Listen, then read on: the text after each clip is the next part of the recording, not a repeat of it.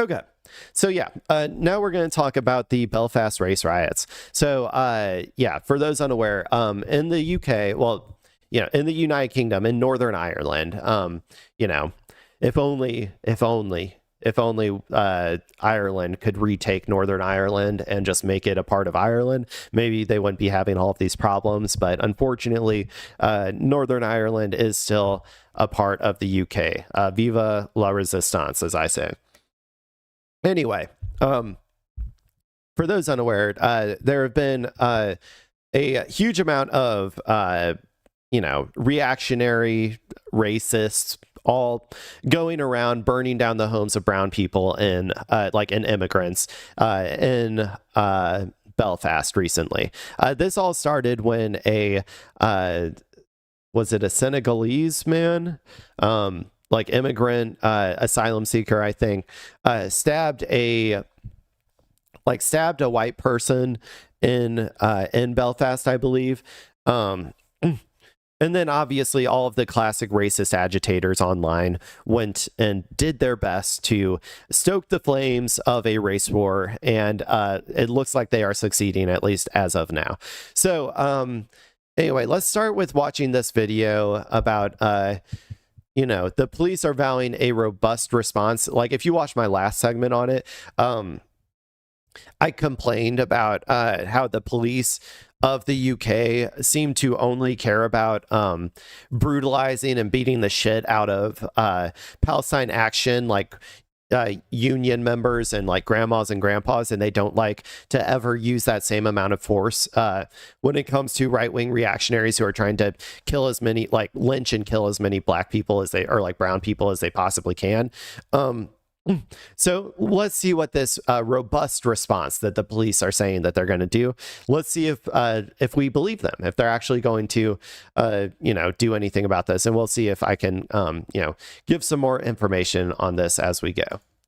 In Northern Ireland have vowed to crack down on any further trouble after 2 nights of unrest triggered by a brutal stabbing in Belfast on Monday. You get 2 nights of lynching, 2 nights of race riots, and then we're gonna, sorry guys, the fun's over. It's like the Knicks game, right? Or you can hang out, you can party, you can have fun, but eventually we gotta close down the bars and stuff, right? Like, you can't just keep lynching all day every day. You can't keep doing your little race riots forever. Eventually we gotta stop the party, everybody. That's what the police are saying. 12 police officers were injured in the violence last night. 16 people were arrested and 2 have been charged. 16. That's like one 1/100th of the amount of Palestine Action protesters that have been arrested so far, just if people were curious. Officers used water cannon and plastic bullets to control the crowds.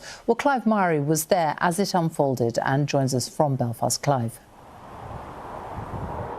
Yeah, hi there, Sophie. We're in Glengormley, which is just north of Belfast, where the rioting last night was horrific. Masked men, they dug up paving stones, they grabbed bricks, they threw them at the police, and they also threw petrol bombs, which destroyed a lot of property. Look at this house here now. And it was only water cannon that ended up pushing back the rioters and quelling the situation down a little bit. Now, businesses and schools. By the way, I assure you, if these people were, if they were advocating for some sort of leftist cause, or if they were, Palestine supporters and a Palestine protest or something that got out of hands, I guarantee you, they would all be fucking dead at this point. I mean, that's hyperbole, but they would have used so much more force. They would have beat the shit out of them instantaneously. There is an incredible double standard when it comes to what reactionaries and racists are allowed to get away with in terms of rioting. Compared to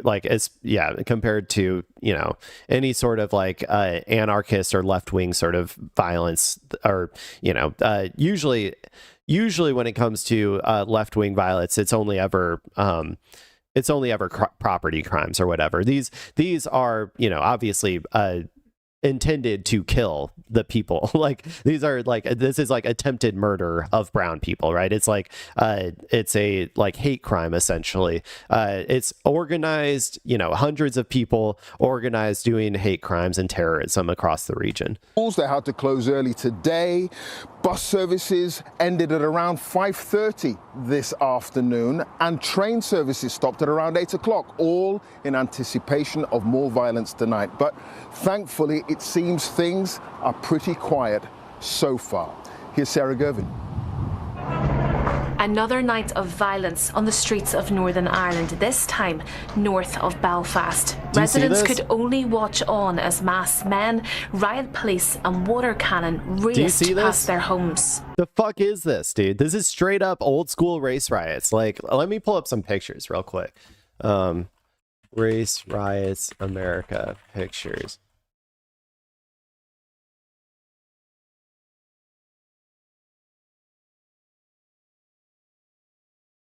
Look, let's just go through them. Look at this. It's the same shit. It's the same shit. Look, cars on fire. You know, just like people rampaging through the street, breaking into buildings, burning them down. It's literally just the exact same shit. Look. It looks the exact fucking same. Just like thugs and, you know, reactionaries just going from brown person to brown person house and like just trying to, oh wait, I didn't even show the thing, sorry.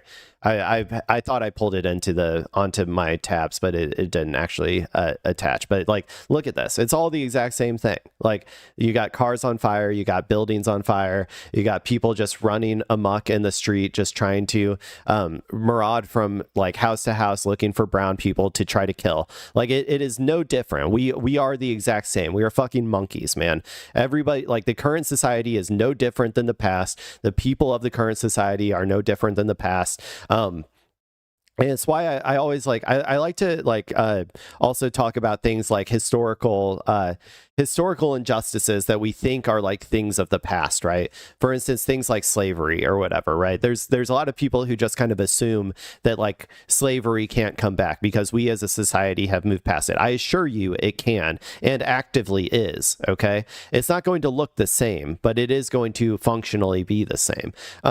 Currently that's happening in like our prison labor system in America, right? Where they are, you know, trying to, it's not necessarily based entirely on race anymore, although significantly more black people are thrown into jail to be slave laborers than white people. But it is like now they are just you know, putting people in jail so that they can work for slave wages and like increase the profits of like private prisons and various capital owners or whatever, right? It is just slavery that they're reenacting again. And we need to, it's important for people to understand that we are not fundamentally different than the people of the past, both in terms of like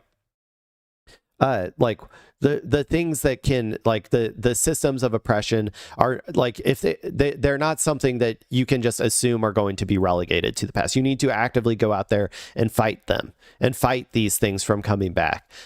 So we have these race riots here, right? These reactionaries and racists marauding down the street, burning down houses of brown people and trying to kill as many black and brown people as they possibly can. And you like, you need to, like, we need to fight back against this. And also, if the police, by the way, if the police out there aren't going to do it, if they are not actually going to go out there, which is ostensibly their whole fucking purpose, the whole fucking purpose of police is to protect people from acts of random violence. Like, you know, nominally, that is what they're supposed to do. I don't personally believe that that's what they're supposed to do. I think they're there to protect property, the private property of like billionaires and millionaires and the elites. However, that is nominally what they are supposed to do. And if they're not going to do it, it becomes upon us to do it, for us to organize and for the people of these communities to organize. To all of the people living in Belfast, I know that you live in the UK and you do not have the same rules and regulations when it comes to guns and gun ownership. You need to protect yourselves, okay? You need to organize yourselves. You need all of the people in these houses that are being targeted for being burned down. You need to know your neighbor, and you need to be able to go out there and and fight with violent resistance against these thugs. They need to be stopped. And if the police isn't going to stop them, you need an organized resistance to be able to stop them. So, I'm just giving you guys some advice. It doesn't seem like the police is going to step in to protect people here. It really doesn't. And when the police don't step in to protect people, it becomes upon us, the people, to protect others. And so, I would say arm yourselves to the best of your ability, and protect yourselves and protect your community. Oh my God, there's a whole riot going on right outside my house. Unbelievable, it's like a war zone. That van there behind you crashed into my property, was set alight. I was just completely stressed with that. I thought it was going to explode. Video footage shows that many of those involved in the violence are young men. But who's organising it?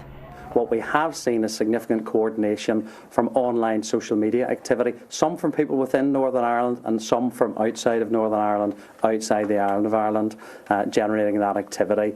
That momentum, that drive, that toxicity is what's bringing people out onto the streets. It's incitement too. It's incitement. It is incitement. I mean, come on. Like, look. I'm a free speech guy. I like free speech. You can't be saying things like, oh, the people should like take to the streets and they're doing, they're taking back their country. Like you can't be saying that. Okay. That is straight up incitement. You are inciting this. Like, come on. What are we doing here? To stop. As the violence continues, so does the fear among Northern Ireland's minority. And also, a lot of this is coming from millionaires and billionaires in America. Dear God, we need to stop them. I have another segment coming up about SpaceX, but they no longer feel afraid at all. It is clear now. It is clear that they no longer feel afraid of any consequences whatsoever for their actions. They think that they have enough money, they have enough power to do whatever the fuck they want. Also, as evidenced by the Epstein files. That we need to put the fear of God back into these people. They need to know that, the things I talked earlier about how we're not fundamentally different from the past. That includes the people as well. That when this sort of wealth inequality sort of happens, right?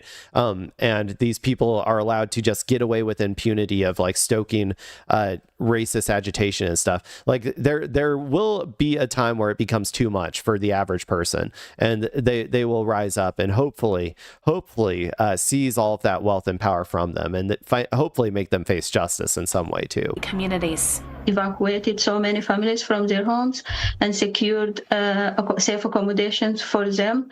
And I have seen the women and kids terrified and in shock. Everyone is terrified. We are keeping our kids at home. I haven't sent my kids to school since it happened. At this school in Belfast, that fear is clear to see.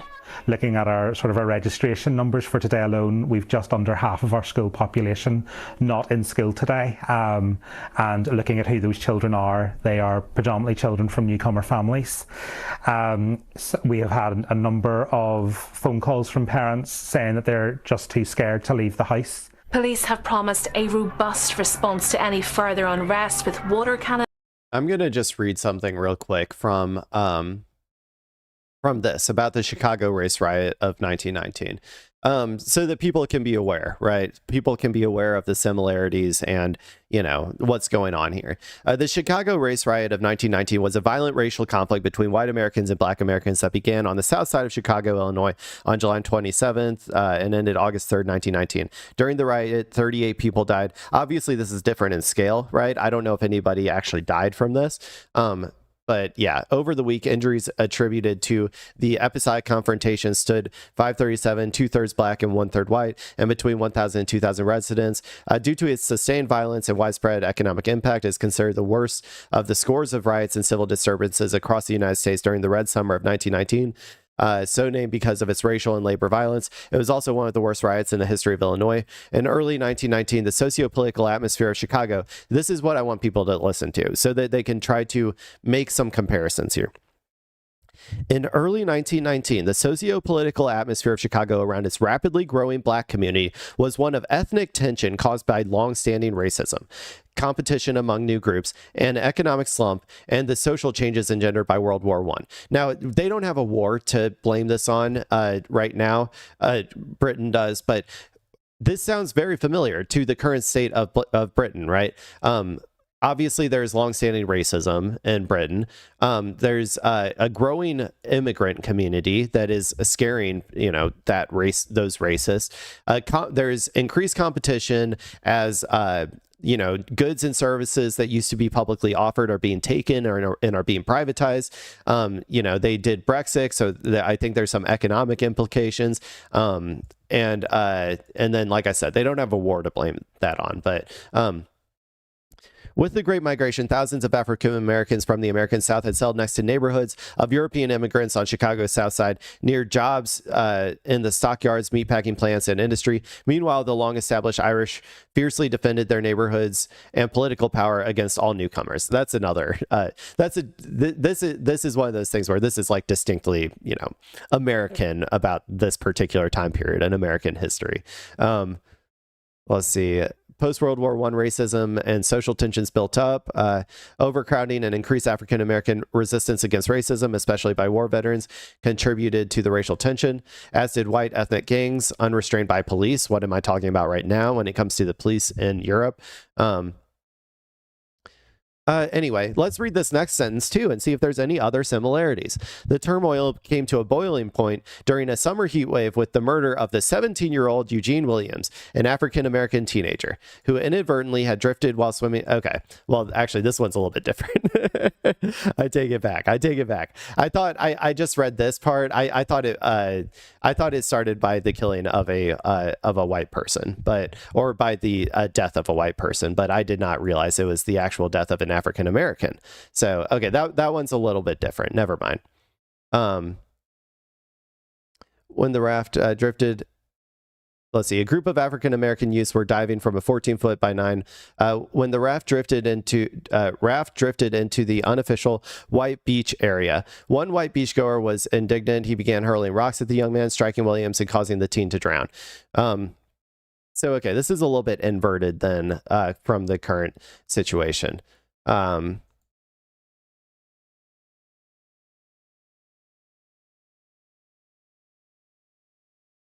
But yeah, well, this is more, honestly, this is more in line with, the historical racism. But yeah, in the particular circumstance, when it comes to this one, it was a black immigrant, the ethnic minority who, a person from that ethnic minority killed a white person, or not killed, but attacked a white person, stabbed a white person, and then a bunch of racist agitprop people online, piled on and caused it to go nuclear. But anyway, there's some similarities, there's some differences, but I'm just trying to explain to people that this is like, I'm trying to make this comparison because I want people to understand that this is nothing new. This is something that we have been going through for hundreds of years. And it's important to be able to make historical parallels, to help people modernize history, I think, because you're not able to really understand history unless you can put the context, put that context, which is different, obviously. I just explained how some of the inciting incidents were different. However, the reactions and the underlying tensions were the same. And so, yeah, let's keep going. And extra officers and dogs deployed. It's hoped this will help deter those behind this week's violent scenes from even further destruction. Sarah Gervin, BBC News in Belfast. Well, the riots in recent days, on the face of it, they've been about immigration, and yet just 3.4% of the population of Northern Ireland actually come from ethnic minority groups. As I've been finding out, so much of what has taken place over the last 3 or 4 days is rooted in ideas of the past. In Belfast, there are echoes of the past in the present. Years ago, we went through it, the Troubles, and these guys are coming in now, and they're taking over. The Troubles? The new battleground.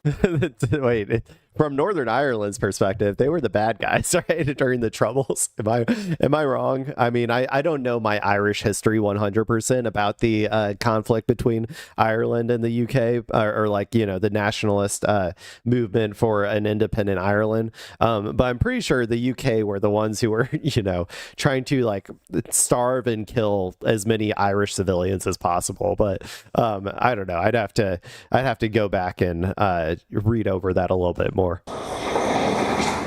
Immigration.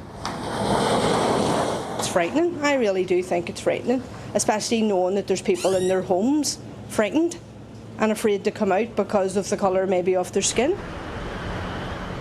A divided city on so many things, now seemingly at odds on one of the major issues of our time.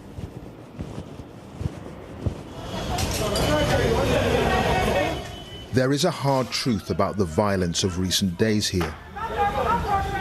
It's all taken place in predominantly loyalist areas. 2 nights ago, cars burned in I assume loyalist means loyal to the UK, if I had to guess, because I assume because this is Northern Ireland, right? There's probably some people who are like, you know, more aligned with like a full, complete national, you know, national Ireland, and like independent Ireland, like removing the UK from ownership of Northern Ireland. Let me see if I can pull it up real quick.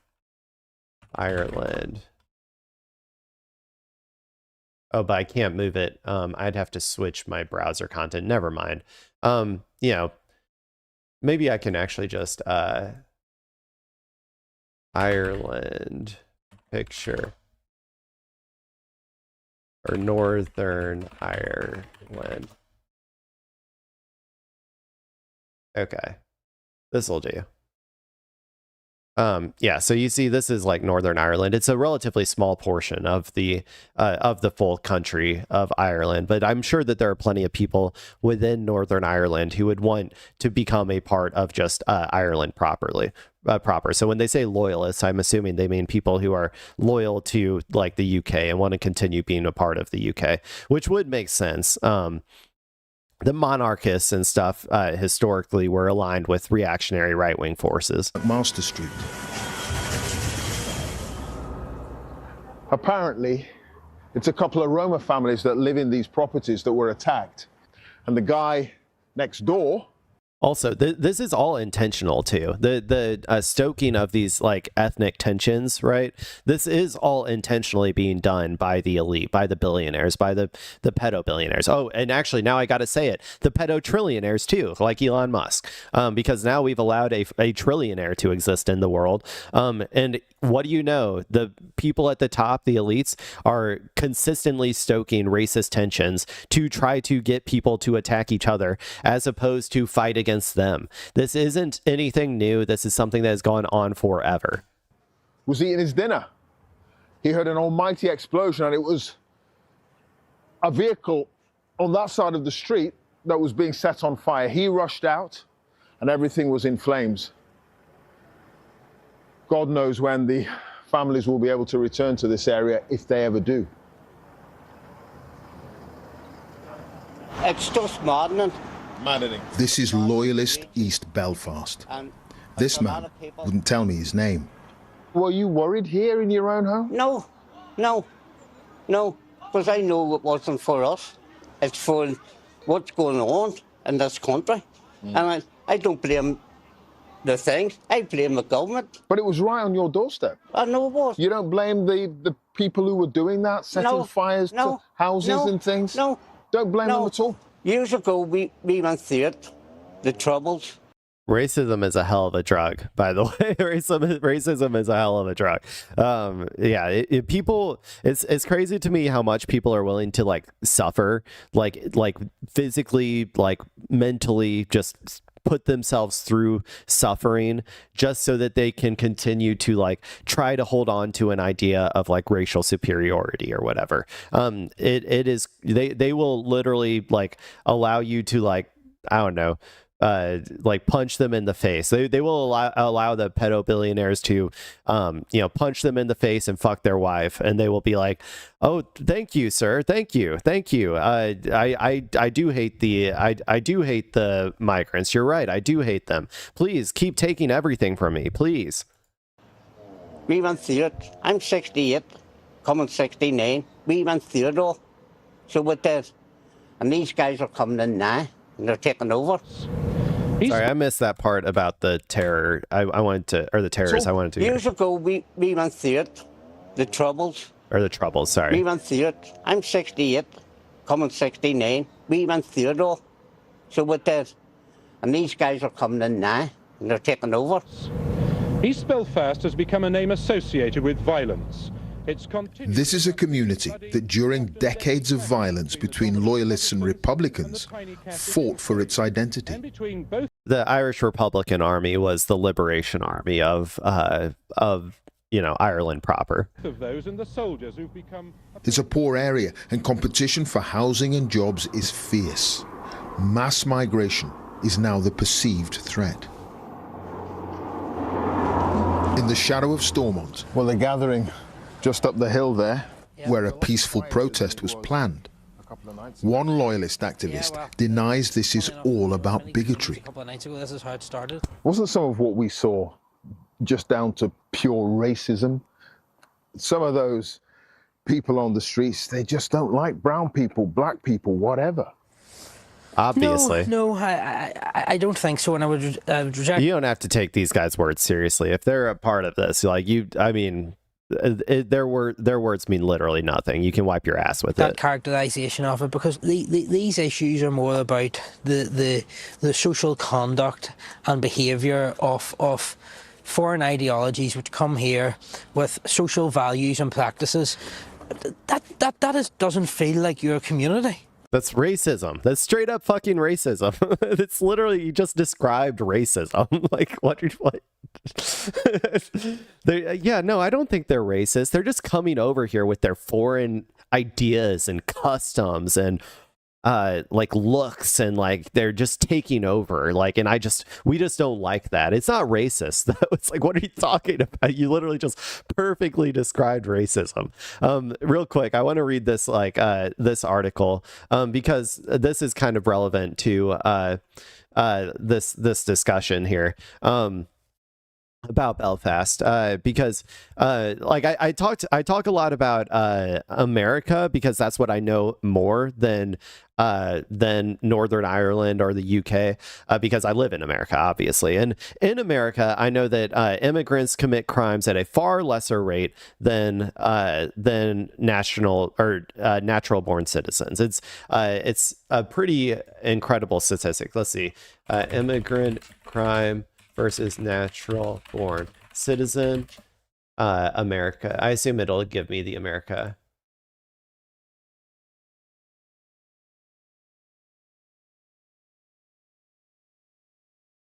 I'm trying to find the actual stats somewhere. Give me 1 second. Maybe there's a graph. Now, let's just look at this real quick.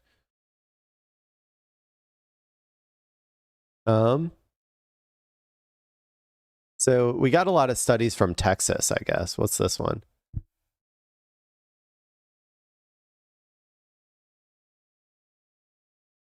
What's this one? Okay, so you got legal immigrants. Like, this is crime rates for violent crimes. This is a Texas study, I guess, from 2012 to 2018.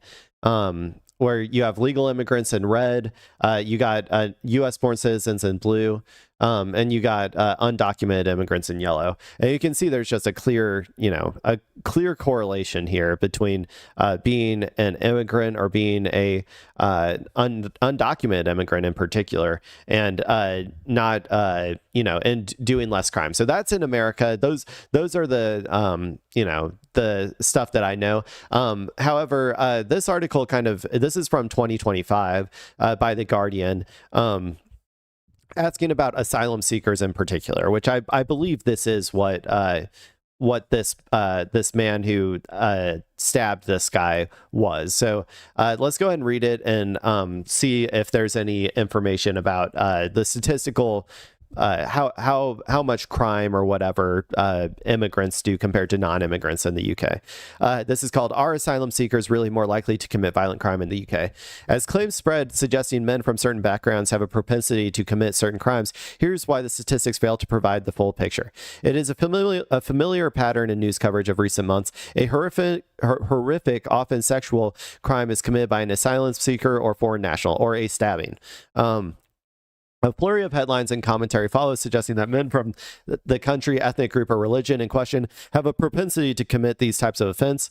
This was also a historical analogy to the South in America, where if there was any sort of actual like incident where a black person, raped a white person or something, it would be pushed as like a reason to lynch, kill, riot, all that sort of stuff. So a common theme was crystallized by the Daily Mail's Sarah Vine on Wednesday after 2 Afghan asylum seekers were jailed for raping a 15-year-old girl. For too long, this country has ignored the reality of what happens when men from certain cultures are let loose in our liberal democracy. As someone who lives in America, I assure you that the people you need to look out for, generally speaking, are not immigrants.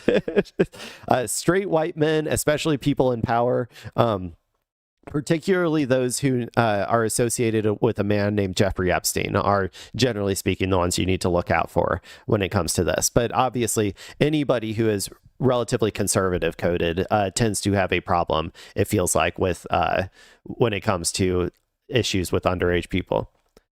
What are you saying, Frank Blob? You don't know what you're talking about. If people come to Ireland and don't respect our people and our way, they will stood up to and hurt. Not the most elegant speaking. Are you sure you speak English? Is my first question. Are you sure that are you sure you know English? Oh, message retracted. Okay. He must have gotten a little upset. Okay, let's continue reading. It is a familiar pattern in news coverage of recent months. I already did that. Let's start down here.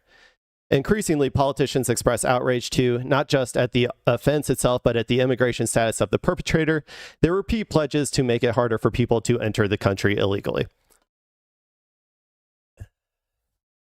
Sometimes those commenting claim to be backed by statistics, but more often it is anecdotal. The preponderance of news stories themselves held up as evidence, accompanied by numerous police mugshots of brown or black men. Vine also wrote, "I don't care if I'm accused of scaremongering or worse. Facts are facts, but the difficult truth is that the evidence is complex and frequently absent from official data. It is true, for example, that Afghan nationals offend in the UK at a higher rate than British nationals, okay, but the difference has been exaggerated and does not account for the difference in demographics between the two groups in the UK. While lists of crimes committed by foreign nationals create one impression, a similar list could be created of violent offenses by white British men that would create another, but rarely attract coverage focused on ethnicity. And while offending rates may be higher among some immigrant groups, it is also true that if you are a victim of a violent or sexual crime in the UK, the available evidence suggests that the ethnic makeup of the country means that the perpetrator is more likely to be a white man." This doesn't surprise me with what I was just talking about in America. I know America more than I know the UK, so but this also doesn't surprise me. Generally speaking, white men have been the historical perpetrators of these crimes at higher rates than immigrants, but, at least in America. Sundar Katwala, the director of the think tank British Future, said, "There's a big concerted effort on both sides of the Atlantic to create this migrant crime crisis argument as a big piece of the argument about the dangers of immigration and the impossibility of integration." For sure. And like I said, this is an agitative propaganda tool by our pedo billionaires. They are trying their best they are trying their best to get people to fight against each other as opposed to focus their attention on the people who are making their lives actually worse. If you get people to go out and believe that migrants are the ones who are causing your problems, as opposed to go out and organize and target the people who are actually causing your problems, like in the UK it would be like currently the Labour government or any of the governments who implement austerity and take away social services and decrease the standard of living of people. That's good for them. That's what they want to happen. In the end, it's a really tricky thing to counter because it captures something about perceptions about crime and something about the perceptions of migration and integration, and it fuses them together. He noted that crime rates overall were falling, with sexual assault an important exception, but that story rarely made the news. For the citizen, it's not something you see. This is from 2025. So anyway, let's look at what the data says. The reality is that the government's own data cannot tell us how many crimes are committed by asylum seekers because the Ministry of Justice does not record offenses by immigration status. As such, there is no official way to compare offending rates of asylum seekers with the wider population. That's unfortunate. I would like to know that information because I think that it would probably validate my assumptions just based on what I know from America. There are various proxies, but none of them give a cast iron answer. For example, information on crime is collected by nationality, but that only gets us so far. The category foreign nationals lumps together a wide mix of people: recent arrivals, long settled immigrants, students, health and care workers, their dependents, and also asylum seekers. With that context in mind, the figures we do have show that overall foreign nationals in England and Wales are imprisoned or convicted at roughly the same rate as British nationals, according to an analysis by the Migration Observatory at the University of Oxford. Let's look at a more granular look, I guess. When you adjust for age and sex, important because young men are disproportionately likely to commit crime and migrant populations tend to be younger, the share of non-citizens in prison is actually lower than the share of British citizens. There's no publicly available data on conviction rates after adjusting for age. I would also like to see this information based on violent versus property crime as well, because I always categorize those two completely differently. Non-citizens are slightly less likely to be in prison than UK citizens. Let's see. The gray is the share of prison population age group that is foreign as a percent, and expected share if foreigners were incarcerated. Blue is the expected share if foreigners were incarcerated at the same rate as UK nationals. Okay, that's kind of hard to understand. Let me read that again. Expected share if foreigners were incarcerated at the same rate as UK nationals. Okay. Oh, that is foreign. Okay, so these are the same. Okay, so this is what it would be if they were expected, or like this is the expected value. This is the actual value. So you can see 16 to 24, they were expecting 10%. They got 16%. So there's more than the UK, I guess, when it comes to like this particular statistic. But then down here, you got share of prison population age group that is foreign percent is 14, where the expected share, if it was the same as UK national rate, is 17. So, it's lower here than the UK. It's 11 compared to 20 in the 35 to 44 range. It's lower here. It's lower here. It's lower here. Not by a super significant margin, but Frank Blob is back with a much better formulated sentence. But he says, immigrants come to Ireland and don't respect our ways and laws. I'm just going to go ahead and say that is a very, classic racist ideology to have. Okay.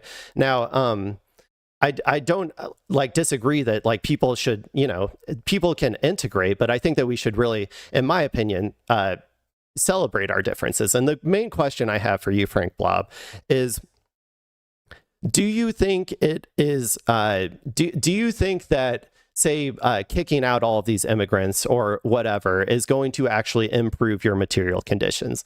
Do you think it's going to make your life better, or do you think this is a distraction being pushed on you by the people, the elites of your society? Because in my personal opinion, these sorts of narratives that are being pushed by people like Elon Musk you know, a a person who grew up in you know, South African apartheid. Like they are straight up just trying to agitate people so that they do not, you know, fight against the people who really are causing the problems. So I'd be curious on your thoughts on that particular thing.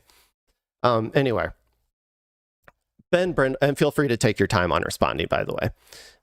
Ben Brendel, a researcher at the Migration Observatory who carried out the analysis, said, "I thought it's likely that asylum seekers are more likely to commit crimes, but that's in good part due to some of the other characteristics that those people tend to have. For instance, asylum seekers are more likely to be young men, and young men are more likely to commit crime. In a perfect world, you'd want to be comparing a young male Brit to a young male asylum seeker to try and account for that, but we can't do that with the statistics we got."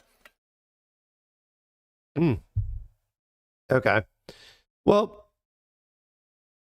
there's, you know, some actual hard data to kind of, it's not a ton, right? It doesn't seem like they really keep that information, which is, I think, a problem. I really think that I think that the UK should keep, you know, information on immigration status just so that we can know this information when it comes to committing crime. But anyway, let's finish up this video and then I'm probably going to move on to a new story. And for people in Northern Ireland, they've never experienced that before. That feels, and I don't use this in a pejorative way, but that feels alien to them. And yet, in the Short Strand area of East Belfast, cheek by jowl with the loyalist community, is a small nationalist enclave where immigration appears to be less of a concern. 26 years. 26 years. You've seen a lot in that time. Oh, yes, I have seen a lot. This woman has worked here for more than 2 Also, another thing is that immigrants very often, at least in America, they tend to prop up communities that have like failed, that have been left behind. Like this is a common occurrence in America, especially after we deindustrialized and moved like all of our factories overseas and stuff. A lot of these communities started dying until immigrants came and built them back up. And yes, there were a lot of people who like were mad about that, right? Didn't like it. However, now I think a lot of these communities are actually thriving, and you know, when people learn to just embrace and accept other people's different cultures and stuff, I think that it makes for a much better, you know, a much more improved existence and a greater fabric of social cohesion and civic engagement than if people siphon themselves off and segregate themselves. In you know, in a particular way. And again, if you